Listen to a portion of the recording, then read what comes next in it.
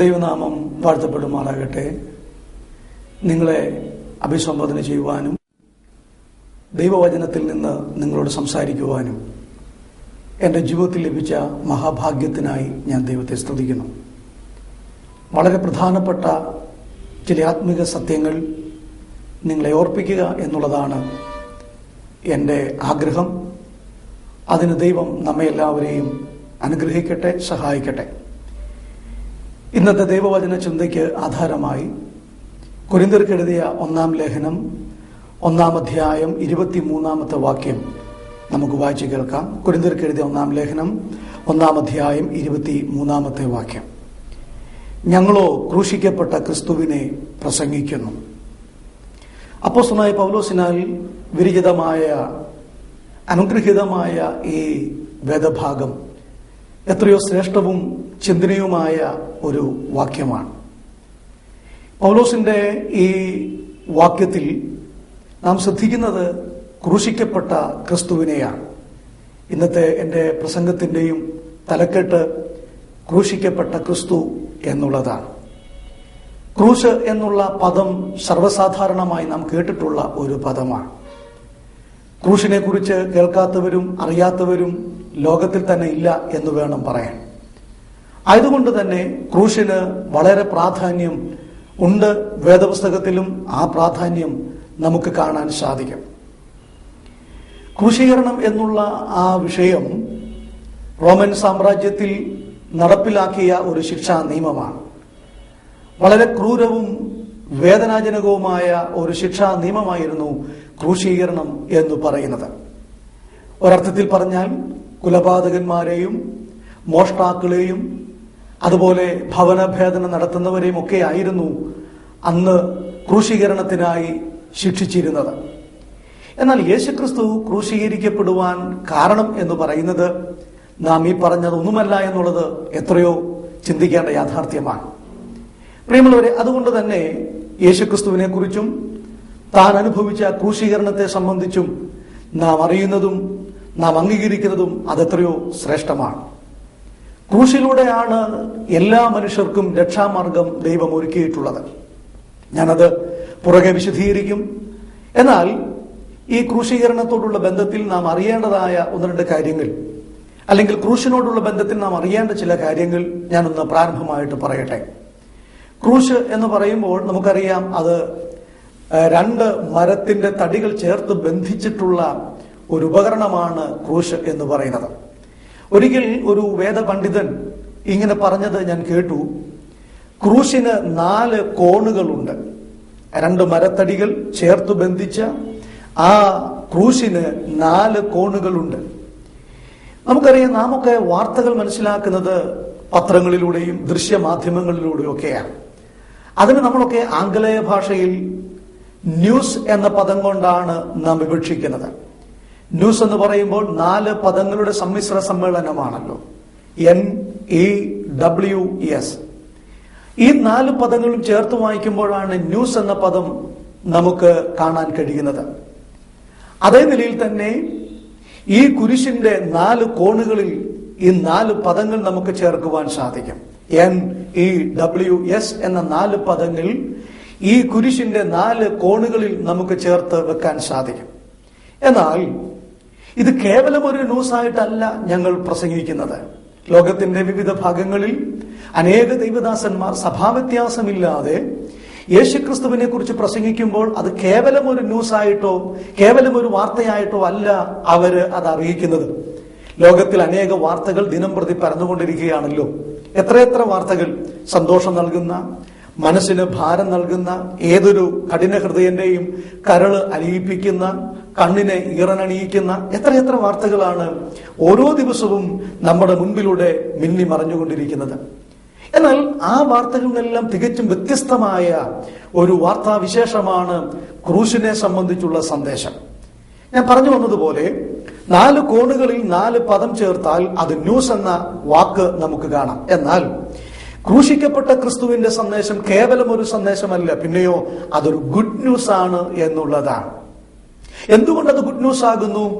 അതിന്റെ നടുവിൽ ഒരു മനുഷ്യൻ കിടപ്പുണ്ട് എന്നുള്ളതാണ്. ആരാണ് ആ മനുഷ്യൻ?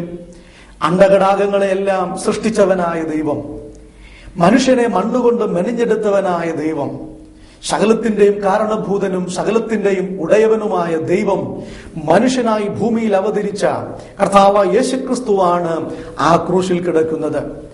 യേശുക്രിസ്തു ആ ക്രൂശിൽ കയറിയതുകൊണ്ട് ക്രൂശിന്റെ നിറവും ഭാവവും എല്ലാം മാറാനിടയായി തീർന്നു. പ്രിയമുള്ളവരെ, എത്ര മനോഹരമായ ഒരു സത്യമാണ് നാം അവിടെ കാണുന്നത്. യേശുക്രിസ്തു ആ ക്രൂശിൽ മരിച്ചപ്പോൾ ആ ക്രൂശിന്റെ ചിത്രം തന്നെ മാറുകയാണ്, അതിന്റെ ഭാവം തന്നെ മാറുകയാണ്. ഒരു കാലത്ത് റോമൻ പടയാളികൾ ക്രൂരന്മാരായ ആളുകളെ, വ്യഭിചാരം ചെയ്യുന്നവരെ, കൊലപാതകം ചെയ്യുന്നവരെ, മോഷ്ടാക്കളായ ആളുകളെയെല്ലാം ക്രൂശീകരിക്കുവാൻ അവർ തുനിഞ്ഞപ്പോൾ യേശുക്രിസ്തുവിനെ ആ ക്രൂശിൽ അവർ തറച്ചു കൊല്ലുവാൻ ഇടയായതിന് കാരണം ലോകത്തോട് അവർ പറയുന്നു, ഇവൻ മഹാപാതകനാണ്, ഇവൻ മഹാക്രൂരനാണ്, ഇവൻ മഹാമോശക്കാരനാണെന്നാണ് അതിലൂടെ അവർ ലോകത്തോട് വെളിപ്പെടുത്താൻ ആഗ്രഹിച്ചത്. എന്നാൽ യേശുക്രിസ്തുവിന്റെ പാവനമായ ജീവിതത്തെ പരിശോധിക്കുന്ന ഏതൊരു പഠിതാവിന് മനസ്സിലാക്കാൻ കഴിയും, ക്രിസ്തുവിനെ പോലെ നിസ്തുല്യനും നിർമ്മലനും പരിശുദ്ധനും പവിത്രനുമായ മറ്റൊരു ചരിത്രപുരുഷൻ ഉണ്ടായിട്ടില്ല എന്നുള്ളത് മനസ്സിലാക്കാൻ സാധിക്കും. അതുകൊണ്ട് ഈ മഹത്വസമ്പൂർണനായ ക്രിസ്തു ക്രൂശിൽ മരിച്ചപ്പോൾ ക്രൂശിൽ ഒരു മാറ്റം സംഭവിച്ചു. അത് ഗുഡ് ന്യൂസായി മാറി, അതൊരു നല്ല വാർത്തയായി മാറി. ആർക്ക്? അഖിലകോടി മാനവരാശിക്ക് മുഴുവൻ ഈ സന്ദേശം ഒരു ഗുഡ് ന്യൂസായി മാറാൻ ഇടയായി തീർന്നു. ഞാൻ ഈ വാക്യത്തിലേക്ക് മടങ്ങി വരട്ടെ. നമ്മൾ വായിച്ച വേദഭാഗത്തിന് തൊട്ടു മുകളിൽ 22-ാമത്തെ വാക്യത്തിൽ പൗലോസ് ഇങ്ങനെ പറയുന്നു, യഹൂദന്മാർ അടയാളം ചോദിക്കുകയും യവനന്മാർ ജ്ഞാനം അന്വേഷിക്കുകയും ചെയ്യുന്നു, ഞങ്ങളോ ക്രൂശിക്കപ്പെട്ട ക്രിസ്തുവിനെ പ്രസംഗിക്കുന്നു. നമുക്കറിയാം, ഈ 21-ാം നൂറ്റാണ്ട് എന്ന് പറയുന്നത് ആത്മീക കോളിളക്കങ്ങളുടെ ഒരു കാലഘട്ടമാണ്.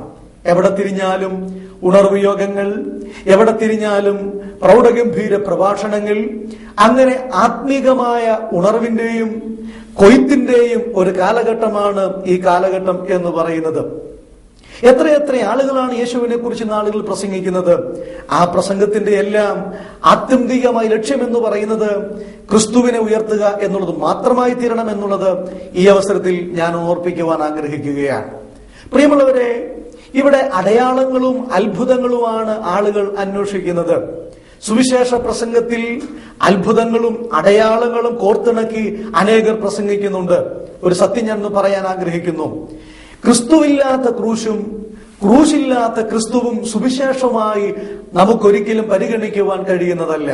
അങ്ങനെയാണെങ്കിൽ ഒരു സുവിശേഷ സന്ദേശത്തിൽ ക്രിസ്തു ഉണ്ടാകും, അതിൽ ക്രൂശിന്റെ ചിത്രവും നമുക്ക് കാണുവാനായി സാധിക്കും. എന്നാൽ ഈ നാളുകളിൽ ഉണ്ടാകുന്ന പ്രഭാഷകന്മാരെല്ലാം അത്ഭുതത്തിന്റെയും അടയാളത്തിന്റെയും ഭൗതിക നന്മയുടെയും അതുപോലെ തന്നെ മറ്റ് നേട്ടങ്ങളുടെ മാത്രം ഒരു വിഷയമായി സുവിശേഷത്തെ വിശകലനം ചെയ്യുകയാണ്. എന്നാൽ പ്രിയമുള്ളവരെ, പൗലോസ് അപ്പോസ്തലൻ പറഞ്ഞ വാക്ക് നാം ശ്രദ്ധിച്ചല്ലോ, ഞങ്ങളോ ക്രൂശിക്കപ്പെട്ട ക്രിസ്തുവിനെ പ്രസംഗിക്കുന്നു. അർത്ഥാൽ അത്ഭുതത്തിന്റെയും അടയാളത്തിന്റെയും വീര്യപ്രവൃത്തികളുടെയും സാമ്പത്തിക ഉന്നമനത്തിന്റെയും സ്ഥാനമാനങ്ങളുടെയും പ്രസംഗങ്ങൾ ഒരു ഭാഗത്ത് നടമാടുമ്പോൾ പൗലോസിന്റെ ഭാഷയിൽ നിന്നുകൊണ്ട് തന്നെ ഞാൻ പറയട്ടെ, ഞങ്ങളോ ക്രൂശിക്കപ്പെട്ട ക്രിസ്തുവിനെ പ്രസംഗിക്കുന്നു. അതുകൊണ്ട് ഈ ക്രൂശിലൂടെ നിങ്ങൾക്ക് അനുഭവിക്കുവാൻ കഴിയുന്ന ആത്മീക അനുഗ്രഹങ്ങളുടെ നന്മകളുടെ ചില വിഷയങ്ങൾ നിങ്ങളോട് പറയണമെന്ന് ഞാൻ ആഗ്രഹിക്കുകയാണ്. ഈ ക്രൂശിന്റെ അനുഗ്രഹീത സാധ്യതയിലേക്ക് നാം തിരിയുന്നതിന് മുൻപ് നാം വളരെ മനസ്സിലാക്കാൻ ആവശ്യമുള്ള ഒരു കാര്യമുണ്ട്. ഈ ക്രൂശിന്റെ വചനം അനേകർക്ക് ഭോഷത്വമായിരിക്കുകയാണ്. അനേകർ പറയുന്നത് ഇത് വിവരദോഷികൾ പറയുന്ന വിഷയമാണ്.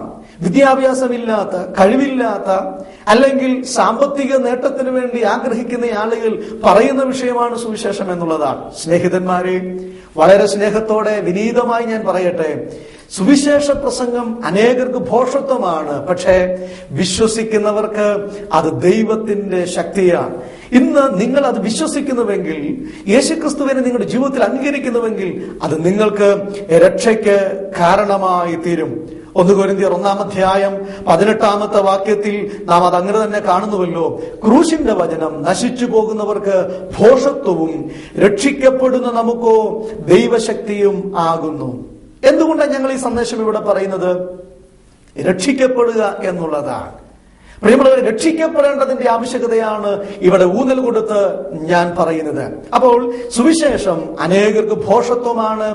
അനേകരെ നാശത്തിലേക്ക്, ഈ സുവിശേഷം അംഗീകരിക്കാത്തതുകൊണ്ട് നാശത്തിലേക്ക് പോകുമ്പോൾ വിശ്വസിക്കുന്നവർക്ക് രക്ഷയാണ്, ദൈവശക്തിയാണ്, അനുഗ്രഹത്തിന് അത് പങ്കാളികളാക്കി തീർക്കും.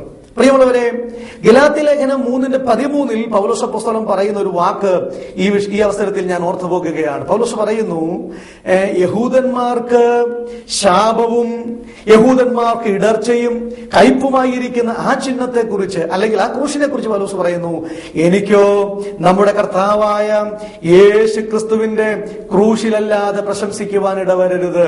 6-ാം അധ്യായം 14-ാമത്തെ വാക്യം. ഗലാത്യലേഖനം 6:14 പൗലോസ് അതാണ് പറയുന്നത്, എനിക്കോ നമ്മുടെ കർത്താവായ യേശുക്രിസ്തുവിന്റെ ക്രൂശിലല്ലാതെ പ്രശംസിക്കുവാൻ ഇടവരരുത്. ക്രൂശ് നിങ്ങളുടെ ഒരു പ്രശംസാ വിഷയമായി മാറണം. ക്രൂശ് നിങ്ങളുടെ അഭിമാനമായി മാറണം. ക്രൂശ് നിങ്ങളുടെ പ്രശംസാ വിഷയമായി മാറണം. എന്നെ രൂപാന്തരപ്പെടുത്തിയ, ഈ വചനം കേൾക്കുന്ന അനേക ജീവിതങ്ങളെ രൂപാന്തരപ്പെടുത്തിയ, ഇന്നും മാറ്റങ്ങൾ വരുത്തിക്കൊണ്ടിരിക്കുന്ന ഈ സുവിശേഷ സന്ദേശം നിങ്ങളുടെ ജീവിതത്തിലും ഒരു മാറ്റം തീർച്ചയായും വരുത്തും.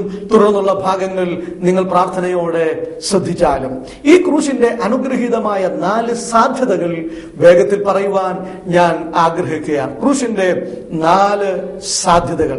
1, ഈ ക്രൂശിലൂടെ കർത്താവ് യേശുക്രിസ്തു വരുത്തിയ ഒന്നാമത്തെ സാധ്യത എന്ന് പറയുന്നത് പത്രോസ് അപ്പോസ്തലൻ തന്റെ 1-ാമത്തെ ലേഖനത്തിൽ 2-ാം അധ്യായം 24-ാമത്തെ വാക്യത്തിൽ അത് പറയുന്നുണ്ട്. നാം ആ വാക്യം ഒന്ന് ശ്രദ്ധിക്കാം.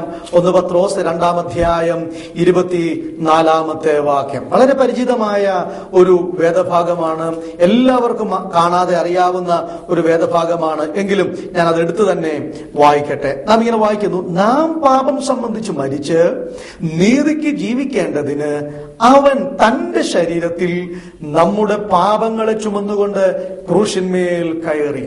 നോക്കുക, അപ്പോസ്തലനായ പത്രോസ് പറയുന്ന വാക്ക്, അവൻ നമ്മുടെ പാപങ്ങളെ. ആരാണ് ഈ അവൻ? കർത്താവായ യേശുക്രിസ്തു. യേശുക്രിസ്തു എന്ന അതുല്യനായ വ്യക്തിയെ കുറിച്ച് 2 വാക്കുകൾ പറയാതിരിക്കുന്നത് ഒരിക്കലും യോഗ്യമല്ല എന്ന് ഞാൻ കരുതുകയാണ്. ആരാണ് കർത്താവായ യേശുക്രിസ്തു?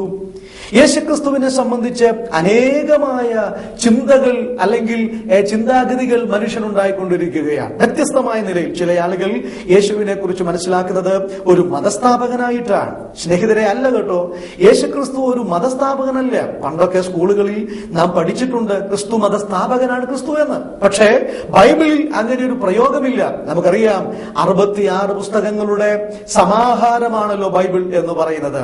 ഈ 66 പുസ്തകത്തിൽ 31,173 വാക്യങ്ങളുണ്ട്. ഈ വാക്യങ്ങളിൽ ഒരു വാക്യത്തിൽ പോലും ക്രിസ്തു മതം എന്ന വാക്ക് ഉപയോഗിച്ചിട്ടില്ല. അതിന്റെ അർത്ഥം യേശു ക്രിസ്തു മതത്തിന്റെ ആളല്ല. ക്രിസ്തുവിനെ കുറിച്ച് അത് മാർഗമായിട്ടാണ് പറയുന്നത്. ക്രിസ്തു മാർഗമാണ്. മാത്രമല്ല, യേശു ക്രിസ്തു ദൈവമാണ്. താൻ ദൈവം തന്നെയാണ്. ചില ആളുകൾ യേശു ക്രിസ്തു ദൈവമല്ല എന്ന് പറയുന്നുണ്ട്. പ്രിയമുള്ളവരെ, അതൊന്നും വിശദീകരിക്കുവാൻ ഞാൻ ഇപ്പോൾ താല്പര്യപ്പെടുന്നില്ല. യേശു ക്രിസ്തു ദൈവമാണ്. അവൻ ദൈവമാണെന്ന് യോഹന്നാന്റെ സുവിശേഷം 1-ാം അധ്യായം സസൂക്ഷ്മം പഠിച്ചാൽ അത് നമുക്ക് അവിടെ കാണാൻ കഴിയുന്നുണ്ട്. അപ്പോൾ യേശുക്രിസ്തു ദൈവമാണ്, മതസ്ഥാപകനല്ല. താൻ ദൈവമാണ്, രക്ഷകനാണ്. ഏതാണ്ട് തണുപ്പുള്ള രാത്രിയിൽ മാലാഖമാർ, ആട്ടിടയന്മാർ പറഞ്ഞൊരു സത്യം നമുക്കറിയാം, സകല ജനത്തിനും ഉണ്ടാകുവാനുള്ള മഹാസന്തോഷം. അപ്പോൾ യേശുക്രിസ്തു സന്തോഷത്തിന്റെ ദൈവമാണ്. യേശുക്രിസ്തു പാപികളുടെ രക്ഷകനാണ്. തിമോഥെയോസിന്റെ ലേഖനത്തിൽ പൗലോസ് വീണ്ടും പറയുന്നു, ക്രിസ്തുയേശു പാപികളെ രക്ഷിക്കുവാൻ ലോകത്തിൽ വന്നു. അങ്ങനെ യേശുക്രിസ്തുവിന്റെ മഹത്വം വർണ്ണിക്കാൻ തുടങ്ങിയാൽ മണിക്കൂറുകൾ നമുക്ക് എടുക്കേണ്ടതായി വരും. പക്ഷെ സമയം അതിന് നമ്മെ അനുവദിക്കുന്നില്ലല്ലോ. അപ്പോൾ ഈ യേശുക്രിസ്തുവാണ് നമ്മുടെ പാപം ചുമന്നുകൊണ്ട് ക്രൂശിന്മേൽ കയറിയത്. അപ്പോൾ ക്രൂശിന്റെ അനുഗ്രഹീത സാധ്യതയിൽ ഒന്നാമത് നാം കാണുന്നത് പാപത്തിന് പരിഹാരമുണ്ടാക്കിയ സ്ഥലമാണ് ക്രൂശ് എന്നുള്ളതാണ്. പാപം എന്ന വാക്ക് വളരെ പഴയ ഒരു പദമാണ്. സാധാരണ ഒട്ടും തന്നെ ആളുകൾക്ക് കാതിന് ഇമ്പകരമല്ലാത്ത ഒരു പദമാണ് പാപം എന്ന് പറയുന്നത്. ഒരു കാലത്ത് എന്നെ പോലെയുള്ള ആളുകൾക്ക് എനിക്കൊക്കെ വളരെ അരോചകമുണ്ടാക്കിയ ഒരു വാക്കായിരുന്നു പാപം എന്ന് പറയുന്നത്. പക്ഷെ അത് പറയാതിരിക്കാൻ ഒക്കത്തില്ലല്ലോ. ഞങ്ങളുടെ മാന്യ ശ്രോതാക്കളെയും നിങ്ങളെ പാപികളെന്ന് വിളിക്കാനല്ല ഇപ്പോൾ ഞാനിവിടെ വന്നിരിക്കുന്നത്. പക്ഷേ ലോകത്തിൽ മനുഷ്യരെ മുഴുവൻ പാപികളെന്ന് ബൈബിൾ വെളിപ്പെടുത്തുന്നു. ബൈബിൾ മാത്രമാണോ? അല്ല. മറ്റ് ഇതര ഗ്രന്ഥങ്ങളെല്ലാം പരിശോധിച്ചാൽ മനുഷ്യൻ പാപിയാണെന്ന് വ്യക്തമായി നമുക്ക് കാണാൻ സാധിക്കും. അപ്പോൾ പാപം എന്ന് പറയുന്നത് മനുഷ്യകുലത്തിൽ എല്ലാവരിലുമുള്ള ഒരു പ്രതിഭാസമാണ്. പാപം ചെയ്യാത്ത ഒരു മനുഷ്യനും ഈ ലോകത്തിലില്ല. ബൈബിളിന്റെ തന്നെ ഭാഷയിൽ പറഞ്ഞാൽ പാപം ചെയ്യാത്ത മനുഷ്യൻ ഇല്ലല്ലോ. പാപം ചെയ്യാത്ത ആരും ഈ ലോകത്തിലില്ല. പ്രിയമുള്ളവരെ, ആദമിനാൽ സകല മനുഷ്യരും ഈ ലോകത്തിൽ പാപികളായി പിറന്നിരിക്കുകയാണ്. ആദമിൽ മനുഷ്യരെല്ലാവരും പാപികളായി തീർന്നു. അവന്റെ പാരമ്പര്യത്തിലാണ് നമ്മളെല്ലാവരും ജനിച്ചിരിക്കുന്നത്. ആദാമ്യ കുലത്തിലാണ് നാം പിറന്നിരിക്കുന്നത്. അതുകൊണ്ട് ഞാൻ പാപിയല്ല എന്ന് ആർക്കും പറയാൻ കഴിയുകയില്ല. ഞങ്ങളൊക്കെ വീടുകളിലും സുവിശേഷം പറയാനായിട്ട് പോകാറുണ്ട്. അപ്പോൾ ചില ആളുകളൊക്കെ ഞങ്ങളോട് പറയാറുണ്ട്, ബ്രദറെ, ഞങ്ങളാരും പാപികളല്ല, ഞങ്ങളാരും പാപം ചെയ്തിട്ടില്ല. അങ്ങനെ പറയുന്ന ധാരാളം ആളുകളുണ്ട്. ഒരുപക്ഷെ ഇപ്പോൾ എന്നെ ശ്രദ്ധിക്കുന്നവരിലും ചിലർ പറയുന്നുണ്ടാകും, ഞാൻ മറ്റുള്ളവരെ പോലെയല്ല, ഞങ്ങളാരും പാപികളല്ല. ഞാൻ പറയട്ടെ പ്രിയമുള്ളവരെ, ബൈബിളിൽ തന്നെ അതിനൊരു വാക്യം പറയുന്നുണ്ട്, എന്നിൽ പാപമില്ല എന്ന് പറയുന്നുവെങ്കിൽ അവൻ ദൈവത്തെ അസത്യവാദിയാക്കുന്നു. അപ്പോൾ ദൈവത്തെ അസത്യവാദിയാക്കുന്ന ഒരു കാര്യമാണ് എന്നിൽ പാപമില്ല എന്ന് പറയുന്നത്. എന്നെ തന്നെ വഞ്ചിക്കുന്ന കാര്യമാണ് ഞാൻ പറയുന്നത്.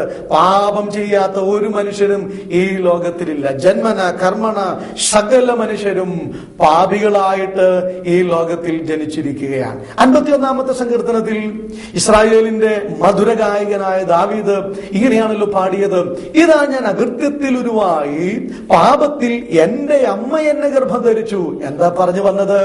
അമ്മയുടെ ഗർഭപാത്രത്തിൽ രൂഢമൂലമാകുമ്പോൾ തന്നെ നാം പാപികളായിട്ടാണ് അവിടെ രൂപം പ്രാപിക്കുന്നത്. നാം ഈ പ്രപഞ്ചത്തിലേക്ക്, ലോകത്തിലേക്ക് വരുന്നത് പാപത്തിന്റെ ഭാണ്ഡം പേറിക്കൊണ്ടാണ്. പാപികളായിട്ടാണ് ലോകത്തിൽ വരുന്നത്. മനുഷ്യരെല്ലാവരും പാപികളാണ്. നമ്മുടെ വിഷയം എന്ന് പറയുന്നത് പാപത്തിന് പരിഹാരമുണ്ടാക്കിയ ക്രിസ്തു എന്നുള്ളതാണ്. ഇന്ന് മനുഷ്യരെല്ലാവരും പാപമോചനത്തിന് വേണ്ടിയാണ് ആഗ്രഹിക്കുന്നത്. തീർത്ഥാടനങ്ങളും അതുപോലെ തന്നെ കർമ്മങ്ങളും അതുപോലെ മറ്റ് വഴിപാടുകളും നേർച്ചകളും ഇതെല്ലാം മനുഷ്യൻ ആവോളം ചെയ്യുന്നതിന് പ്രധാന കാരണം അവന്റെ പാപത്തിന് പരിഹാരമുണ്ടാകണം. എത്രയെത്ര സ്ഥലങ്ങളിൽ മനുഷ്യൻ പോകുന്നു, ഏതെല്ലാം ഉയരങ്ങളിലേക്ക് മനുഷ്യൻ കയറുന്നു, ആരുടെയൊക്കെ അടുക്കൽ മനുഷ്യൻ പോകുന്നു, എന്തോരം പണം മനുഷ്യൻ മുടക്കുന്നു, അവന്റെ സമയവും ആരോഗ്യവും അതിനുവേണ്ടി മനുഷ്യൻ മുടക്കുകയാണ്. മാന്യശ്രോതാവേ, ഒരു കാര്യം ഒന്ന് ചിന്തിച്ചു നോക്കൂ. നിങ്ങൾ ദീർഘനാളുകളായില്ലേ പാപത്തിനു വേണ്ടി കർമ്മം ചെയ്യാൻ തുടങ്ങിയിട്ട്? ദീർഘനാളായില്ലേ പാപത്തിന്റെ പരിഹാരത്തിന് വേണ്ടി യാത്രകൾ ചെയ്യാൻ തുടങ്ങിയിട്ട്? ദീർഘനാളായില്ലേ പാപമോചനത്തിന് വേണ്ടി അപേക്ഷിക്കാൻ തുടങ്ങിയിട്ട്? ആര് നിങ്ങൾക്ക് പാപമോചനം തന്നിട്ടുണ്ട്? എവിടെ നിങ്ങൾക്ക് പാപപരിഹാരം കിട്ടിയിട്ടുണ്ട്? ഇത്ര വർഷം നിങ്ങൾ ചെയ്തിട്ട് നിങ്ങൾക്ക് പാപമോചനം കിട്ടിയെന്ന് ആത്മാർത്ഥമായി പറയാൻ കഴിയുമോ? എന്നാൽ ഇന്ന് ഒരു സത്യം ഞങ്ങൾ വിളിച്ചു പറയട്ടെ. 2011 വർഷങ്ങൾക്ക് മുൻപ് ആകാശം ചായ്ച്ച് അവനിയിൽ അവതരിച്ച കർത്താവായ യേശു ക്രിസ്തു, സ്നേഹിത, താങ്കളുടെ പാപം ചുമന്നുകൊണ്ടാണ് ക്രൂശിന്മേൽ കയറിയത്. ഹൈന്ദവനെന്നോ ക്രൈസ്തവനെന്നോ ഇസ്ലാമെന്നോ അതുപോലെ തന്നെ ബുദ്ധനെന്നോ പാർസിനെന്നോ വ്യത്യാസമില്ലാതെ എല്ലാവർക്കും വേണ്ടി മരിച്ചു. ഒന്നും കൂടെ പറഞ്ഞാൽ, ഇവിടെ ജാതിയോ മതമോ നിറമോ ഭാഷയോ ഒന്നും കർത്താവ് നോക്കാതെ, യേശു ക്രിസ്തു അത് നോക്കാതെ എല്ലാവർക്കും വേണ്ടി മരിച്ചു. അതാണല്ലോ എബ്രായ ലേഖന കർത്താവ് പറയുന്നത്, എല്ലാവർക്കും വേണ്ടി യേശു ഏക പാപപരിഹാരം വരുത്തി എന്നാണ് നമ്മൾ വായിക്കുന്നത്. ക്രിസ്തു പാപപരിഹാരം വരുത്തി. ഒരു സത്യം മനസ്സിലാക്കണമേ, ഇവിടെ പാപം ചെയ്യാത്ത മനുഷ്യനില്ല എന്ന് ഞാൻ പറഞ്ഞുവല്ലോ. ഇവിടെ പാപത്തിന്റെ മലിനത ഇല്ലാത്ത ഒരു സ്ഥലവുമില്ല. ആദാമിൽ ഭൂമി ശപിക്കപ്പെട്ടു. ആദാം മുഖാന്തരം ദൈവം പറയുന്നു, നിന്റെ നിമിത്തം ഭൂമി ശപിക്കപ്പെട്ടിരിക്കുന്നു. അങ്ങനെയാണെങ്കിൽ പാപത്തെ കഴുകി കഴുകിക്കളയാൻ കഴിയുന്ന ഏത് പുണ്യനദി ലോകത്തിലുണ്ട്? പാപത്തെ പരിഹരിച്ചു തരാൻ കഴിയുന്ന ഏതൊരു പുണ്യപുരുഷൻ ഇവിടെയുണ്ട്? പാപത്തെ ഇറക്കി വെക്കാൻ കഴിയുന്ന ഏതൊരു പുണ്യ സ്ഥലം ഇവിടെയുണ്ട്? ഈ ഭൂമി ആദമ മുഖാന്തരം ശപിക്കപ്പെട്ടതായതുകൊണ്ട്, മലിനതപ്പെട്ടതായതുകൊണ്ട് പാപം കഴുകിക്കളയാൻ ഒരു പുണ്യനദിയും ഇവിടെയില്ല. പാപം ഇറക്കി വെക്കാൻ കഴിയുന്ന ഒരു പുണ്യ സ്ഥലവും ഇവിടെയില്ല. പാപത്തെ പരിഹരിച്ചു തരാൻ കഴിയുന്ന ഒരു പുണ്യാത്മാവും ഈ ലോകത്തിലില്ല. കാരണം മനുഷ്യരെല്ലാവരും പാപികളാണ്. എന്നാൽ ഇതാ ആകാശം ചായച്ചിറങ്ങി വന്ന് കർത്താവ് യേശു പറഞ്ഞു, നിങ്ങളിൽ ആര് എന്നെ പാപത്തെ കുറിച്ച് ബോധം വരുത്തും? യേശുവിൽ പാപമില്ലായിരുന്നു, അവൻ പാപം ചെയ്തിട്ടില്ല. പ്രിയമുള്ളവരെ, അവനിൽ വഞ്ചനയില്ലായിരുന്നു. പാപം അറിഞ്ഞിട്ടില്ലാത്തവൻ, പാപം ചെയ്തിട്ടില്ലാത്തവൻ ഇതാ പാപികൾക്ക് വേണ്ടി പാപം ചുമന്നുകൊണ്ട് ക്രൂശിന്മേൽ കയറാനിടയായി. നമ്മുടെ പാപമാണ് ക്രിസ്തു ചുമക്കാനിടയായി തീർന്നത്. അതുകൊണ്ട് ഇനി നിങ്ങൾ എന്ത് ചെയ്യണ്ട? പാപത്തിന്റെ ചുമട് നിങ്ങൾ ഇനി ചുമക്കാൻ ആവശ്യമില്ല. പാപത്തിന്റെ പരിഹാരത്തിന് വേണ്ടി നിങ്ങൾ കർമ്മം ചെയ്യാൻ ആവശ്യമില്ല. ക്രിസ്തു നിങ്ങൾക്ക് വേണ്ടി അത് പരിഹരിച്ചു തന്നിട്ടുണ്ട്. ക്രിസ്തു അത് നമുക്ക് വേണ്ടി ഏറ്റെടുത്ത് പരിഹാരം വരുത്തുവാനിടയായി. എബ്രായ ലേഖനത്തിൽ നാം 2-ാം അധ്യായം 14-ാമത്തെ വാക്യത്തിൽ ഇങ്ങനെ വായിക്കുന്നു, മക്കൾ ജഡരക്തങ്ങളോട് കൂടിയവർ ആകിയാൽ അവനും അവരെ പോലെ ജഡരക്തങ്ങളോട് കൂടിയവനായി മരണത്തിന്റെ അധികാരിയായ പിശാചിനെ തന്റെ മരണത്താൽ നീക്കി ജീവപര്യന്തം മരണഭീതിയിൽ അടിമകളായിരുന്നവരെ എല്ലാവരെയും മോചിപ്പിക്കാനിടയായി. സ്തോത്രം! എത്ര മനോഹരമായ കാര്യം! പാപത്തിന്റെ അടിമത്വത്തിൽ കഴിഞ്ഞ, പിശാചിന്റെ അടിമകളായി കഴിഞ്ഞ സകല ജനതയെയും ക്രിസ്തു മോചിതനാക്കുന്നവനാണ്. യേശുക്രിസ്തുവിന്റെ അടുക്കൽ വന്ന ഒരു വ്യക്തി പോലും പാപമോചനം പ്രാപിക്കാതെ തിരിച്ചു പോയിട്ടില്ല. അതുകൊണ്ട് ഇന്ന് പകൽക്കാലം ഈ ശബ്ദം കേൾക്കുന്ന പ്രിയപ്പെട്ടവർ ഒരു സത്യമൊന്ന് മനസ്സിലാക്കണം. നിങ്ങളുടെ പാപത്തിന് വേണ്ടിയാണ് ക്രിസ്തു ക്രൂശിൽ മരിച്ചത്. ചിലപ്പോഴൊക്കെ നമ്മൾ ഇങ്ങനെ പറയാറുണ്ട്, പാപമോചനത്തിന് മറ്റ് മാർഗങ്ങളൊക്കെ ഉണ്ടെന്ന്. നാമധേയ വിഭാഗങ്ങളിലൊക്കെ ആളുകൾ ചിന്തിക്കുന്നത് സ്നാനപ്പെട്ടാൽ പാപമോചനം കിട്ടുമെന്നൊക്കെയാണ്. അതിങ്ങനെ പറയാറുണ്ട്, പാപമോചനത്തിന് മാമോദിസ ഒന്നു മാത്രമെന്ന് നമ്മൾ വിശ്വസിക്കുന്നു, ഏറ്റുപറയുന്നു. പ്രിയമുള്ളവരെ, എന്നാൽ പാപമോചനത്തിനായി ഒരു സ്നാനവും ഒരു മാമോദിസയും ബൈബിളിൽ രേഖപ്പെടുത്തിയിട്ടില്ല.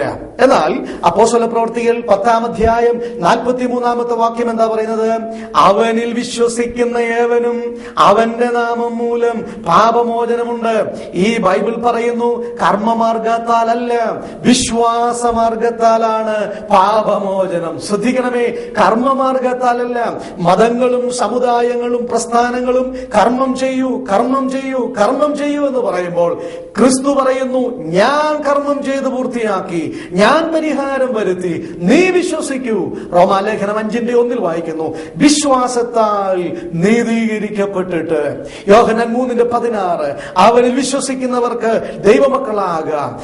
യോഹന്നാൻ 1:12 അവർക്ക് ദൈവമക്കളാകാൻ കഴിയും. ഇവിടെയെല്ലാം വിശ്വാസത്താലാണ് പാപമോചനമെന്ന് വളരെ വ്യക്തമായി വേദപുസ്തകം ഓർപ്പിക്കുന്നു. സ്നേഹിത, യേശുക്രിസ്തുവിലുള്ള വിശ്വാസത്താൽ താങ്കൾക്ക് പാപമോചനം കിട്ടിയിട്ടുണ്ടോ?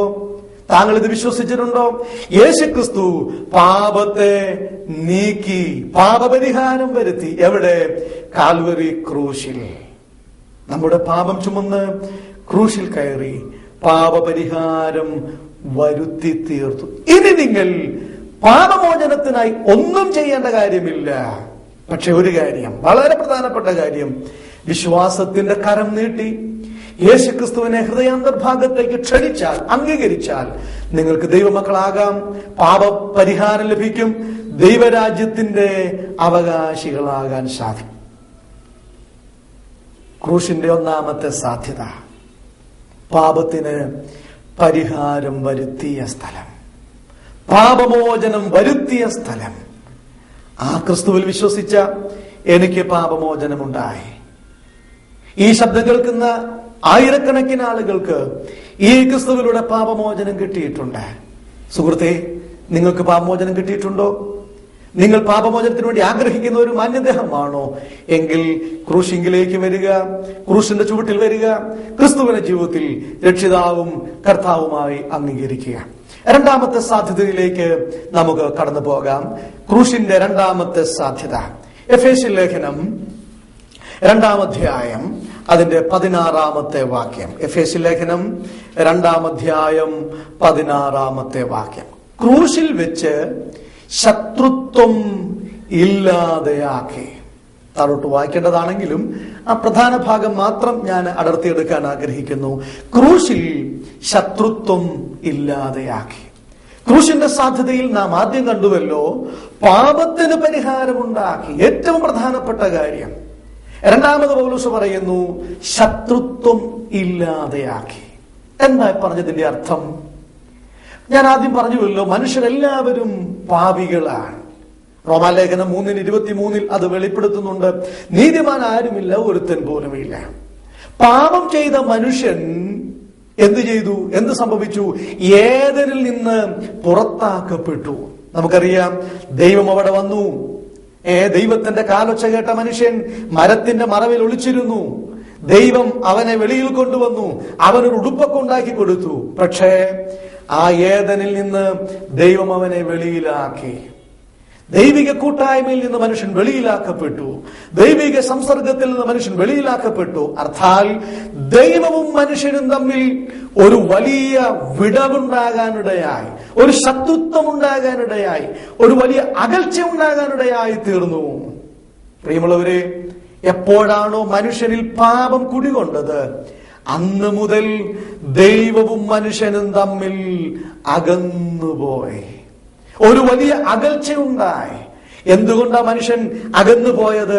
അതിന്റെ കാരണം പാപമെന്ന 2 അക്ഷരത്തിൽ നമുക്ക് കാണാം. പാപമാണ് മനുഷ്യനും ദൈവവും തമ്മിൽ അകന്നു പോകാൻ ഇടയായി തീർന്നത്. നിങ്ങൾക്ക് പരിചയത്തിനായി ഞാനൊരു വാക്യം പറയാം. യെശയ്യാ പ്രവചനം അതിന്റെ 59-ാമത്തെ അധ്യായത്തിൽ നാം വായിക്കുന്ന ഒരു വാക്യമുണ്ട്. 1ഉം 2ഉം വാക്യങ്ങൾ ഞാൻ വായിക്കാം, ശ്രദ്ധിക്കുക. യെശയ്യാ പ്രവചനം 59-ാം അധ്യായം 1ഉം 2ഉം വാക്യം. രക്ഷിപ്പാൻ കഴിയാതെ വണ്ണം യഹോവയുടെ കൈ കുറുകിയിട്ടില്ല, കേൾപ്പാൻ കഴിയാതെ വണ്ണം അവന്റെ ചെവി മന്ദമായിട്ടുമില്ല. ഇനിയത്തെ വാക്യമാണ് ശ്രദ്ധിക്കേണ്ടത്. 2ാമത്തെ വാക്യം. നിങ്ങളുടെ അകൃത്യങ്ങളത്രേ നിങ്ങളെയും നിങ്ങളുടെ ദൈവത്തെയും തമ്മിൽ ഭിന്നിപ്പിച്ചിരിക്കുന്നത്. നിങ്ങളുടെ പാപങ്ങളത്രേ അവൻ കേൾക്കാതെ വണ്ണം അവന്റെ മുഖത്തെ മറയ്ക്കുമാറാക്കിയത്. എത്ര ശക്തമായ പ്രയോഗമാണ് ദീർഘവീക്ഷിയായ യെശയ്യാവ് പറയുന്നത്. എന്താ അവിടെ വായിച്ചത്? നിങ്ങളുടെ അകൃത്യം, നിങ്ങളുടെ പാപം, ഇതാണ് ദൈവം തന്റെ മുഖത്തെ മറയ്ക്കാനിടയാക്കിയത്. നിങ്ങളുടെ നിലവിളി കേൾക്കാതെ, നിങ്ങളുടെ പ്രാർത്ഥന കേൾക്കാതെ ദൈവം മുഖത്തെ മറച്ചത്, ഭിന്നിപ്പുണ്ടാക്കിയത് പാപമാണ് എന്നുള്ളതാണ്. ഒരു കാര്യം നാം മനസ്സിലാക്കണം. ഇന്നും മനുഷ്യൻ മുഖാന്തരം ഉണ്ടാകുന്ന സകല ഭിന്നതകൾക്കും സകല പ്രശ്നത്തിനും കാരണം ഇത് തന്നെയാണ്. പാപമാണ് എല്ലാ പ്രശ്നത്തിന്റെയും കാരണം. നമ്മൾ പലപ്പോഴും മറ്റു പലരെയും നമ്മുടെ പ്രശ്നത്തിൽ രക്ഷപ്പെടാൻ നാം പഴിചാരാറുണ്ട്. അവൻ അങ്ങനെ പറഞ്ഞു, അവൾ അങ്ങനെ പറഞ്ഞു, അല്ലെങ്കിൽ ഇദ്ദേഹം അങ്ങനെ ചെയ്തു, അതുകൊണ്ടാണ് ഞാൻ അങ്ങനെ ചെയ്തത്, പറഞ്ഞതൊക്കെ നാം പലപ്പോഴും മറ്റുള്ളവരെ പഴിചാരാറുണ്ട്. സ്നേഹിത, ഇവിടെ പഴിചാരേണ്ടത് മറ്റാരെയുമല്ല, നിന്റെ പാപം, നിന്റെ പാപം, താങ്കളുടെ പാപം. അതാണ് സകല പ്രശ്നത്തിനും കാരണം. അപ്പോൾ ദൈവം മുഖം മറച്ചു കളയുവാൻ കാരണം, ഭിന്നിപ്പിന് കാരണം മനുഷ്യന്റെ പാപമാണ്. അർത്ഥാൽ ശത്രുത്വമുണ്ടായി. ശത്രുത്വം. പ്രിയമുള്ളവരെ, ദൈവവും മനുഷ്യനും ശത്രുത്വമുണ്ടായി. ദൈവത്തെ സംബന്ധിച്ച് നമുക്കറിയാം, ദൈവം പരിശുദ്ധനാണ്, അശുദ്ധിയിൽ വസിക്കുന്നവനല്ല. ദൈവം പരിശുദ്ധനാണ്. അതുകൊണ്ടാണ് ബഹുമാനപ്പെട്ട നമ്മുടെ വൈദികരൊക്കെ കുർബാന സമയത്ത് ഇങ്ങനെ ചൊല്ലാറുണ്ടല്ലോ, ദൈവമേ നീ പരിശുദ്ധനാകുന്നു, ബലവാനേ നീ പരിശുദ്ധനാകുന്നു, മരണമില്ലാത്തവനെ നീ പരിശുദ്ധനാകുന്നു. എത്ര വളരെ സത്യമാണ് അവർ പറയുന്നത്. ദൈവം പരിശുദ്ധൻ, ദൈവം മാത്രമാണ് പരിശുദ്ധൻ. ഒരു സത്യം ഞാൻ ഒന്നുകൂടെ പറയട്ടെ, അതൊന്നുകൂടെ ഞാൻ പറയാൻ ആഗ്രഹിക്കുന്നു. പരിശുദ്ധന്മാര് രണ്ടില്ല, ഒരേ ഒരു പരിശുദ്ധനേ ഉള്ളൂ. അതിന് വേദപുസ്തകത്തിൽ ഒരു വാക്യം ഞാനൊന്ന് ചൂണ്ടിക്കാണിക്കാം. വെളിപ്പാട് പുസ്തകം അതിന്റെ 15-ാം അധ്യായത്തിന്റെ 4-ാമത്തെ വാക്യത്തിൽ നാം ഇങ്ങനെ വായിക്കുന്നു, കർത്താവേ, ആർ നിന്റെ നാമത്തെ ഭയപ്പെടാതെയും മഹത്വപ്പെടുത്താതെയും ഇരിക്കും? നീയല്ലോ ഏക പരിശുദ്ധൻ. അടിവരയിട്ട് കുറിക്കേണ്ട വാക്യമാണ്, നീയല്ലോ ഏക പരിശുദ്ധൻ. എന്നെ ശ്രദ്ധിക്കുന്ന ശ്രോതാക്കളെ, ഒരു ചോദ്യം ഞാൻ നിങ്ങളോട് ചോദിക്കട്ടെ. എത്ര പരിശുദ്ധന്മാർ നമുക്കുണ്ട്? വേദപുസ്തകം എത്ര പരിശുദ്ധനെ കുറിച്ച് പറയുന്നു? ഒരേ ഒരു പരിശുദ്ധൻ, ഏക പരിശുദ്ധൻ, അത് കർത്താവായ യേശുക്രിസ്തു മാത്രം. ലോകത്തിൽ അനേക പരിശുദ്ധന്മാർ ഇന്നുണ്ട്. ദിവസം പ്രതി, വർഷങ്ങൾ പ്രതി ഓരോ പരിശുദ്ധന്മാരും ഇവിടെ എഴുന്നേറ്റുകൊണ്ടിരിക്കുമ്പോൾ വിശുദ്ധ വേദപുസ്തകം അസന്നിഗ്ധമായ ഭാഷയിൽ പറയുന്നു, ഏക പരിശുദ്ധൻ യേശുക്രിസ്തുവാണ്. ഞാൻ പറഞ്ഞു വന്നത്, ദൈവം പരിശുദ്ധനായതുകൊണ്ട് അശുദ്ധിയുമായി ദൈവത്തിന് ബന്ധപ്പെടാൻ കഴിയുകയില്ല. ശത്രുക്കളുമായി ദൈവത്തിന് ബന്ധം സ്ഥാപിക്കുവാൻ കഴിയുന്നില്ല. യോഹന്നാന്റെ സുവിശേഷം 9-ാം അധ്യായം 31-ാമത്തെ വാക്യം നിങ്ങൾ ഒന്ന് വായിക്കണമേ. അവിടെ നാം വായിക്കുന്നു, പാപികളുടെ പ്രാർത്ഥന ദൈവം കേൾക്കുന്നില്ല. എന്തുകൊണ്ട്?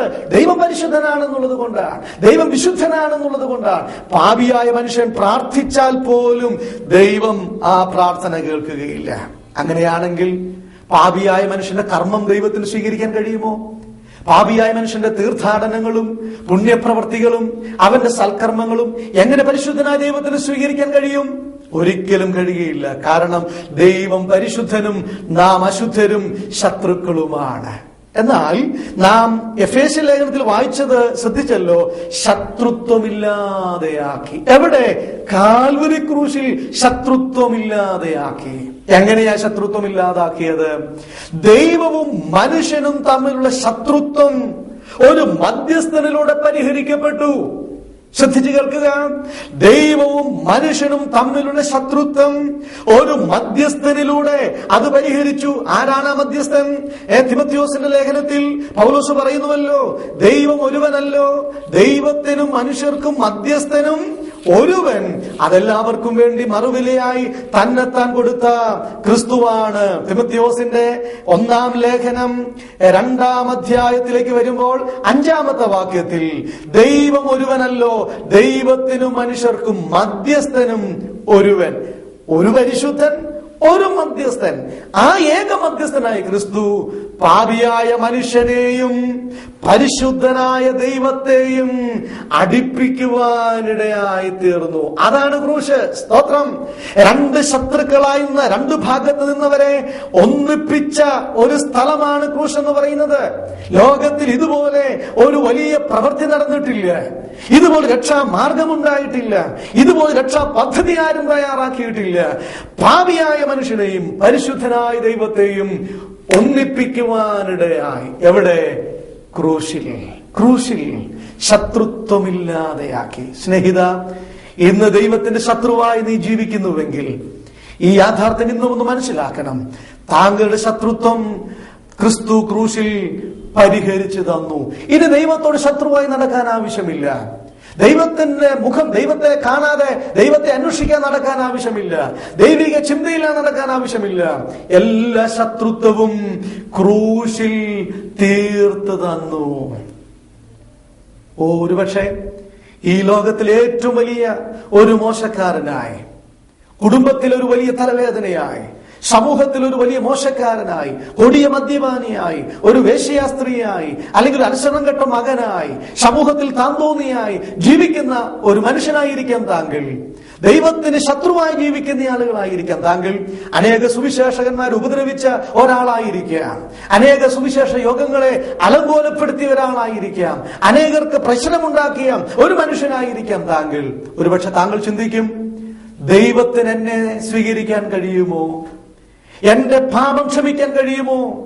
എന്നെ അവിടുത്തെ മകനായി സ്വീകരിക്കാൻ കഴിയുമോ? യെസ്, ഞങ്ങൾ പറയട്ടെ, യേശുക്രിസ്തുവിന് മാത്രമേ അതിന് കഴിയുള്ളൂ. കാരണം താൻ ക്രൂശിൽ ശത്രുത്വമില്ലാതെയാക്കി. ഇനി ഒരിക്കലും ദൈവത്തെ മറന്നുപോകാൻ ആവശ്യമില്ല. ദൈവത്തെ അനുസരിക്കാതെ ജീവിക്കാൻ ആവശ്യമില്ല. ദൈവം നിങ്ങളെ സ്നേഹിക്കുന്നു, ശത്രുത്വമില്ലാതെയാക്കി. അതുകൊണ്ട് തന്നെയാണ് ഞങ്ങൾക്കും ആരോടും ശത്രുതയില്ലാത്തത്. എന്തെല്ലാം പറഞ്ഞാലും, എന്തോരം ചീത്ത പറഞ്ഞാലും, എവിടെ നിന്നൊക്കെ ഞങ്ങളെ ഓടിച്ചാലും ഞങ്ങൾക്ക് ആരോടും വൈരാഗ്യമില്ല. ഞങ്ങൾക്ക് ആരോടും ശത്രുതയില്ല. ഞങ്ങളെ തല്ലുമ്പോൾ ഞങ്ങൾ പലപ്പോഴും കൊള്ളുന്നു. എന്തുകൊണ്ട്? ഞങ്ങൾക്ക് ശത്രുത്വമില്ല എന്നുള്ളത് കൊണ്ടാണ്. പ്രിയമുള്ളവരെ, ഞങ്ങൾ ആരും പ്രശ്നക്കാരല്ല. ദൈവമക്കളാരും പ്രശ്നമുണ്ടാക്കുന്നവരല്ല. ഒരിടത്തും ഒരു ദൈവമകൻ പ്രശ്നമുണ്ടാക്കിയെന്ന് ഒരു നേതാവും ഒരു കോടതിയും ഒരു പോലീസ് ഉദ്യോഗസ്ഥരും പറഞ്ഞിട്ടില്ല. കാരണം ഞങ്ങളുടെ ഗുരു അത് ഞങ്ങളെ പഠിപ്പിച്ചിട്ടില്ല. ഞങ്ങളുടെ കർത്താവ് പറഞ്ഞത് എന്താണെന്നറിയാമോ? വാളെടുക്കുന്നവൻ വാളാൽ നശിക്കും. യേശു പത്രോസോട് പറഞ്ഞത് നമുക്കറിയാം. വാൾ ഉറയിലിടുക എന്നാ പറഞ്ഞത്. വാളെടുത്ത് കൊല്ലാനുള്ളതല്ല, ശത്രുത പുലർത്താനുള്ളതല്ല, അവരന്റെ നേർക്ക് ഓങ്ങാനുള്ളതല്ല, സഹോദരന്റെ നെഞ്ച് തിറക്കാനുള്ളതല്ല. വാൾ ഉറയിലിടുക. ശത്രുത്വമായി ജീവിക്കാൻ ആവശ്യമില്ല, മിത്രമായി ജീവിക്കാം. താങ്കൾ ഏത് മതത്തിൽ, ഏത് ഭാഷയിൽ, ഏത് കുലത്തിൽ, ഏത് സമുദായത്തിൽ, അതല്ല ഇവിടുത്തെ വിഷയം. ഞങ്ങൾ അത് ചോദിക്കുന്നില്ല, ദൈവവും അത് ചോദിക്കുന്നില്ല. പക്ഷേ ഇന്നും ദൈവത്തെ അനുസരിക്കാതെ ജീവിക്കുന്ന, ദൈവത്തോട് ശത്രുത്വം പുലർത്തി ജീവിക്കുന്ന ഒരു മനുഷ്യനാണ് താങ്കളെങ്കിൽ, സ്നേഹിത, നിങ്ങളെ ദൈവം സ്നേഹിക്കുന്നു, ഞങ്ങളും സ്നേഹിക്കുന്നു. ദൈവം സ്നേഹമായതുകൊണ്ട് ശത്രുത്വം ദൈവം ഇല്ലാതെയാക്കി. ഏതിൽ സംഭവിച്ച ശത്രുത്വം കാൽവറിയിൽ പരിഹരിച്ചു തന്നു. ഏതിൽ സംഭവിച്ച വിടവ് കാൽവറിയിൽ അത് പരിഹരിച്ചു തന്നു. ഏതിൽ സംഭവിച്ച ഭിന്നിപ്പ് കാൽവറിയിൽ യോജിപ്പിക്കുവാനിടയായി തീർന്നു. ഇതെത്ര മനോഹരമായ കാര്യം! ഇതല്ലേ സുവിശേഷം? ഇതല്ലേ ലോകത്തിൽ അറിയിക്കപ്പെടേണ്ട സന്ദേശം? ഇതല്ലേ നാം വിശ്വസിക്കുവാൻ യോഗ്യമായ സന്ദേശം? ഇതുപോലെ സ്വീകാര്യോഗ്യമായ, ഇതുപോലെ പ്രസംഗിക്കാൻ കൊള്ളാവുന്ന മറ്റൊരു സന്ദേശം ഇതുവരെയും ലോകത്തിൽ ഉണ്ടായിട്ടില്ല എന്നുള്ളത് എത്ര മനോഹരമായ കാര്യം! ശത്രുത്വം അവനില്ലാതെയാക്കി. എഫേസ്യ ലേഖനം 2:14 നമ്മൾ വായിക്കുന്നുണ്ടല്ലോ, വേർപാടിന്റെ നടിച്ചുവർ ഇടിച്ചു കളഞ്ഞു. രണ്ട് തട്ടിൽ നിർത്തിയവരെ ഒന്നാക്കി തീർത്തു. യഹൂദനും ജാതിയും തമ്മിലുള്ള ആ വേർതിരിവ് മാറി, ഒന്നായി മാറി. ദൈവവും മനുഷ്യനും തമ്മിലുള്ള ശത്രുത്വം മാറിയപ്പോൾ സമൂഹവും തമ്മിലുള്ള ശത്രുത്വം മാറി. മനുഷ്യനും തമ്മിലുള്ള ശത്രുത്വം മാറണം. ആ ശത്രുത്വം മാറണമെങ്കിൽ ക്രിസ്തു നിങ്ങളുടെ ജീവിതത്തിൽ വരണം. ദൈവവുമായിട്ട് നിങ്ങളുടെ ശത്രുത്വം മാറുമ്പോൾ മനുഷ്യരോടുള്ള നിങ്ങളുടെ ശത്രുത്വവും മാറും. കർത്താവ് പറഞ്ഞു, ശത്രുക്കളെ സ്നേഹിക്കുവീൻ. സ്നേഹിത, ഇന്ന് നിങ്ങൾ വൈരാഗ്യം വെച്ച്, സഹോദര സഹോദരി, ഇന്നും ശത്രുതയിൽ നിങ്ങൾ അനേകരോട് വെച്ചു പുലർത്തുന്നുവെങ്കിൽ ഇന്ന് വളരെ സ്നേഹത്തോടെ പറയട്ടെ, ദൈവവുമായി നിങ്ങൾ ഒരു നിരപ്പ് പ്രാപിച്ചിട്ടില്ല. ക്രിസ്തുവുമായി ഒരു നിരപ്പ് നിങ്ങൾ പ്രാപിച്ചിട്ടില്ല. അതുകൊണ്ടല്ലേ ഇന്നും പരിഹരിക്കപ്പെടാത്ത പ്രശ്നവുമായി നിങ്ങൾ മുന്നോട്ട് പോകുന്നത്? അതുകൊണ്ടല്ലേ ഇന്നും പരിഹരിക്കപ്പെടാൻ കഴിയാത്ത വിധത്തിൽ നിങ്ങൾ നിരാശരായി മുന്നോട്ട് പോകുന്നത്? എന്നാൽ ഒരു സദ്വാർത്ത, ഒരു സന്ദേശം ഞങ്ങൾ പറയട്ടെ. ദൈവത്തോട് ശത്രുത്വം നീക്കപ്പെട്ട അവസ്ഥയിൽ വന്നാൽ മനുഷ്യരോടും നിങ്ങൾക്ക് സ്നേഹമായി വർത്തിക്കുവാനായി സാധിക്കും. ക്രൂശിൽ സാധിച്ച രണ്ടാമത്തെ സാധ്യത ശത്രുത്വം ഇല്ലാതെയാക്കി, ദൈവത്തിന്റെ മിത്രങ്ങളാക്കി ദൈവം നിങ്ങളെ തീർത്തു. എത്ര മനോഹരം, എത്ര അനുഗ്രഹീതമായ കാര്യം! ഈ സത്യത്തിലേക്ക് നിങ്ങൾ വന്നിട്ടുണ്ടോ? ക്രൂശിലേക്ക് നിങ്ങൾ വന്നിട്ടുണ്ടോ? കടന്നു വരുവാൻ ഞങ്ങൾ നിങ്ങളെ ആഹ്വാനം ചെയ്യുന്നു. ക്രൂശിന്റെ മൂന്നാമത്തെ സാധ്യതയിലേക്ക് ഞാൻ വരട്ടെ. കൊലോസ്യ ലേഖനത്തിൽ 1-ാം അധ്യായം 20-ാമത്തെ വാക്യം വായിക്കാം. കൊലോസ്യ ലേഖനം 1-ാം അധ്യായം 20-ാമത്തെ വാക്യം. അവൻ ക്രൂശിൽ ചൊരിഞ്ഞ രക്തം കൊണ്ട് അവൻ മുഖാന്തരം സമാധാനം ഉണ്ടാക്കി. അവൻ ക്രൂശിൽ ചൊരിഞ്ഞ രക്തം കൊണ്ട് അവൻ മുഖാന്തരം സമാധാനമുണ്ടാക്കി. ഇവിടെ ഈ അവൻ എന്ന് പറയുന്നത് കർത്താവായ യേശുക്രിസ്തുവിനെ കുറിച്ചാണെന്ന് നമുക്കറിയാം. അപ്പോൾ യേശുക്രിസ്തു ക്രൂശിൽ ചൊരിഞ്ഞ രക്തം കൊണ്ട് സമാധാനമുണ്ടാക്കി. വളരെ ഉറക്കെ പറയേണ്ട ഒരു സത്യമാണിത്. എന്താ? ഇത് അനേകർക്കും ഇല്ലാത്ത ഒന്നെന്ന് പറയുന്ന സമാധാനമാണ്.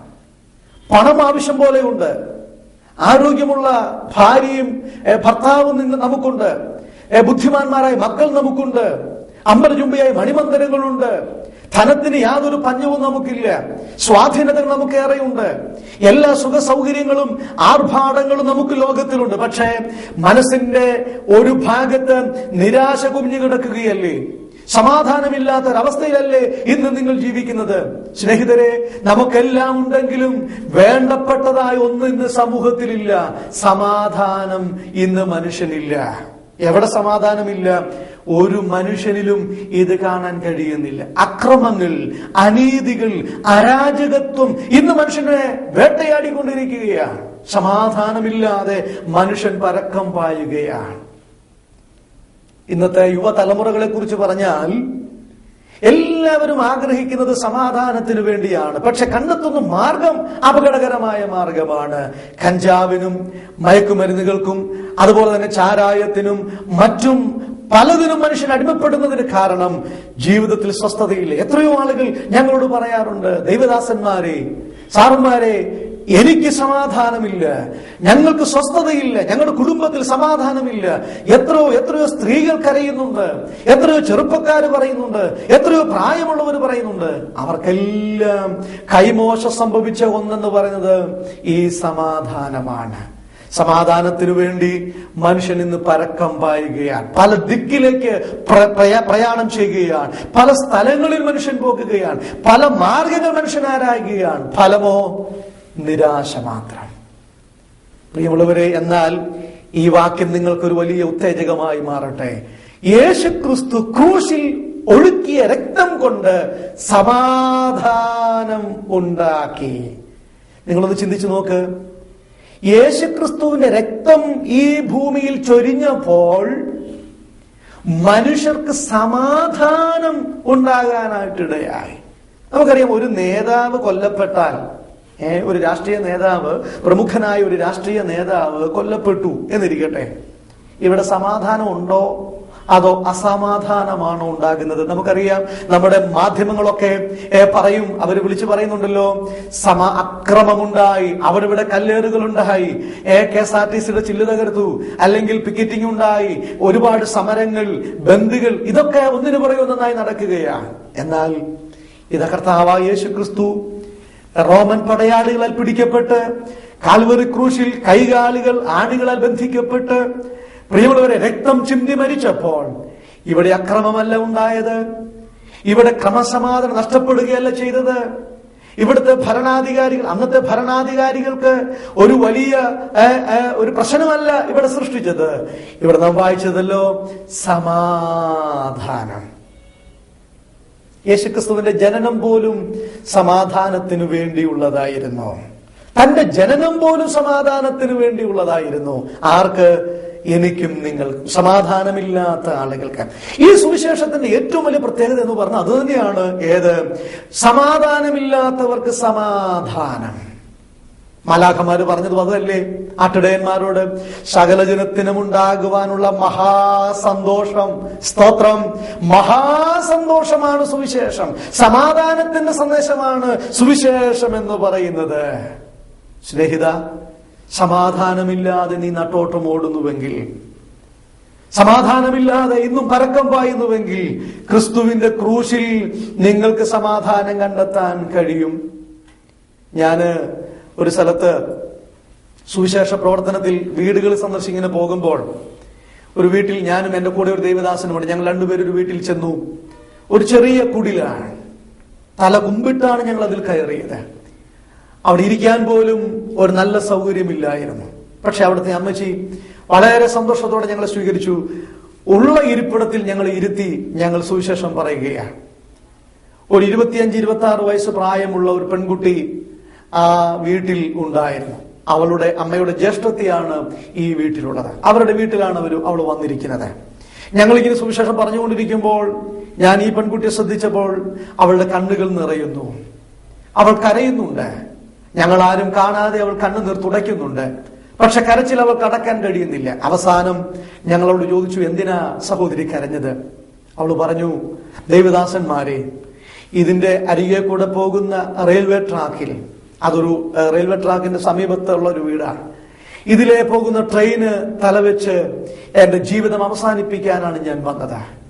എനിക്ക് സമാധാനമില്ല, എനിക്ക് സ്വസ്ഥതയില്ല. ഭർത്താവുണ്ട്, ഒരു കുടുംബിനിയായ സ്ത്രീയാണ്. പക്ഷെ ഒരു വലിയ പ്രശ്നം അവളെ അലട്ടുന്നുണ്ട്. സമാധാനം നഷ്ടപ്പെട്ട ഒരവസ്ഥയിലാണ് അവൾ നിൽക്കുന്നത്.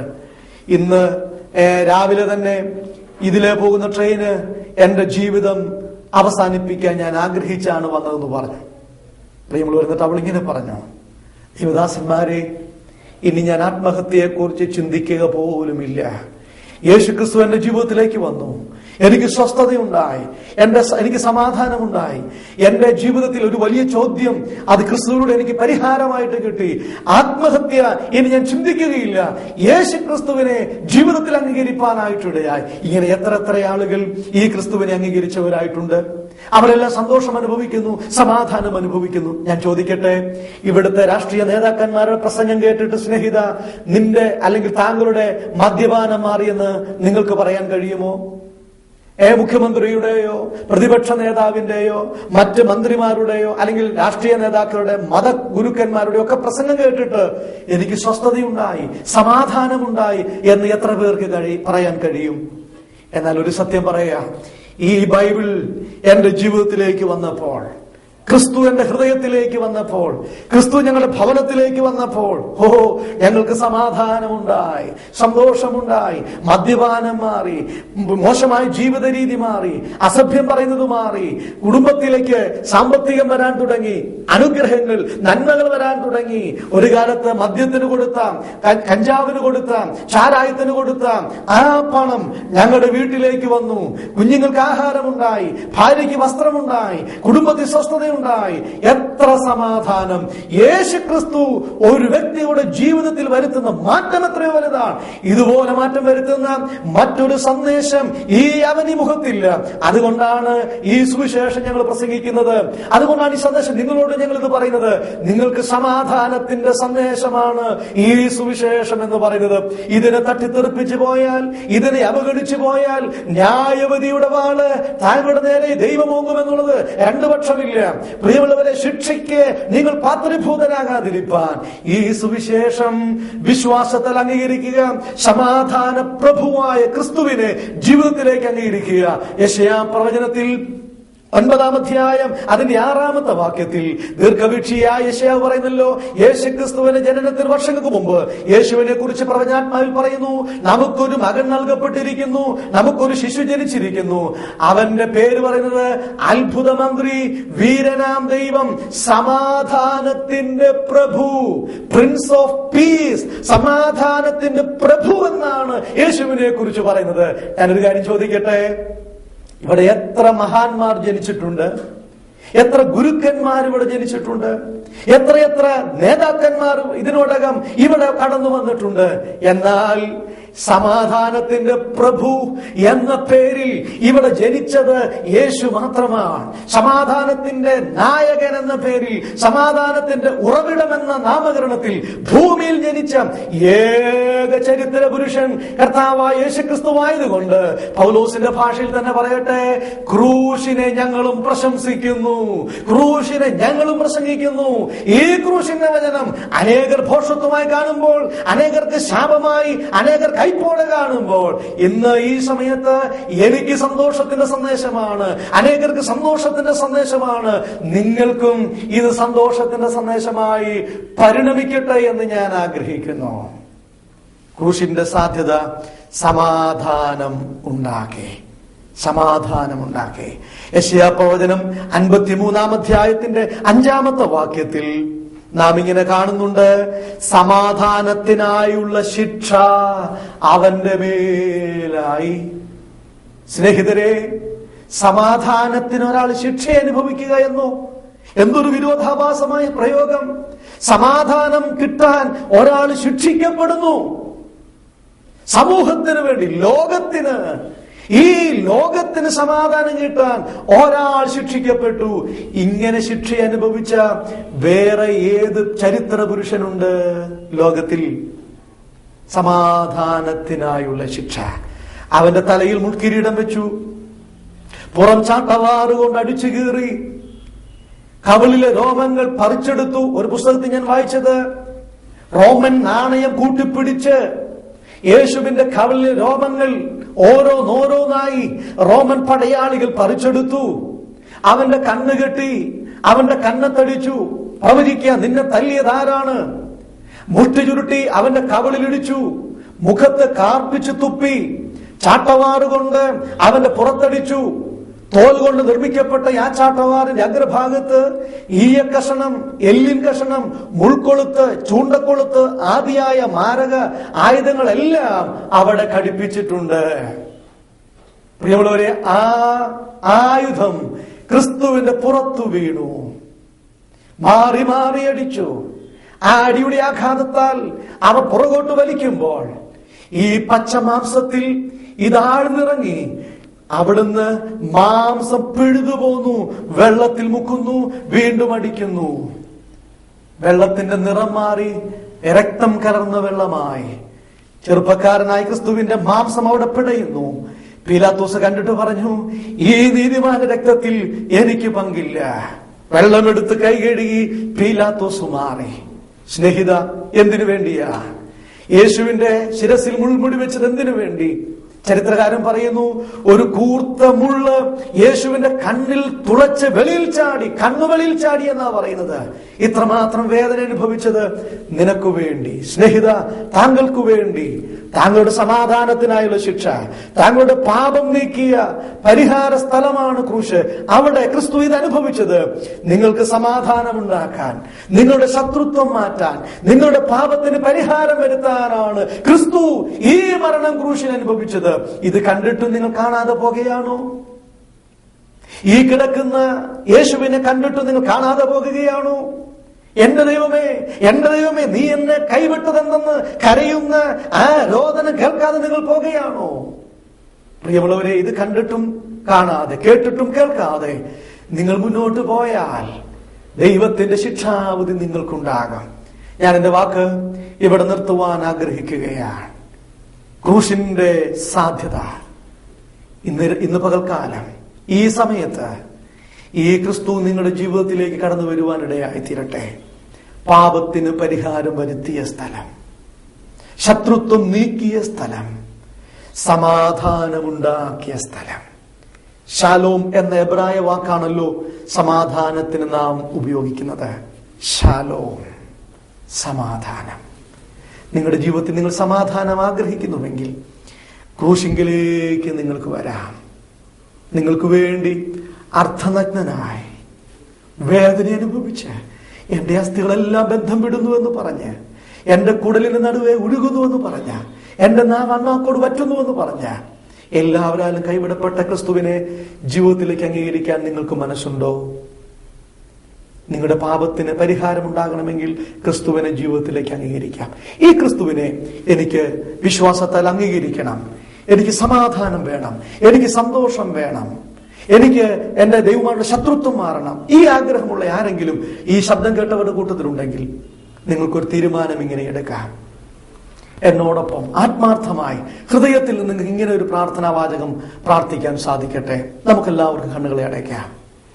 സ്വർഗീയ പിതാവേ, ഞാൻ കേട്ട വചനം എന്നോട് സംസാരിച്ചു. ഞാൻ പാപിയാണ്, ശത്രുത്തിൽ ജീവിക്കുന്നവനാണ്, സമാധാനമില്ലാത്തൊരു വ്യക്തിയാണ്. എന്റെ പാപത്തിനായി അങ്ങ് ക്രൂശിൽ മരിച്ചു, അടക്കപ്പെട്ടു, എഴുന്നേറ്റു. ഞാനത് വിശ്വസിക്കുന്നു. അങ്ങയെ എന്റെ രക്ഷിതാവും കർത്താവുമായി ഞാനെന്റെ ഹൃദയത്തിലേക്ക് സ്വീകരിക്കുന്നു. ആമേൻ. ഈ തീരുമാനം ഞങ്ങളുടെ ശ്രോതാക്കളിൽ ആരെങ്കിലും എടുത്തിട്ടുണ്ടെങ്കിൽ ക്രിസ്തു നിങ്ങളുടെ ഉള്ളിൽ വന്നിട്ടുണ്ട്. നിങ്ങളൊരു പുതിയ സൃഷ്ടിയായി, സമാധാനമുള്ള, സന്തോഷമുള്ള ഒരു വ്യക്തിയായി നിങ്ങൾക്ക് മാറാൻ സാധിച്ചിട്ടുണ്ട്. തുടർന്നുള്ള ദിവസങ്ങളിൽ ദൈവവചനം വായിക്കുക, ദൈവിക കൂട്ടായ്മ മുന്നോട്ട് പോകുക. അതിനായിട്ട് ഞങ്ങളുടെ ശ്രോതാക്കളായ എല്ലാവർക്കും ദൈവമിടയാക്കട്ടെ എന്ന് ആശംസിച്ച് പ്രാർത്ഥിച്ചുകൊണ്ട് ഞാൻ എന്റെ വാക്കോട് നിർത്തുന്നു. ഞങ്ങളോ ക്രൂശിക്കപ്പെട്ട ക്രിസ്തുവിനെ പ്രസംഗിക്കുന്നു. ആമേൻ.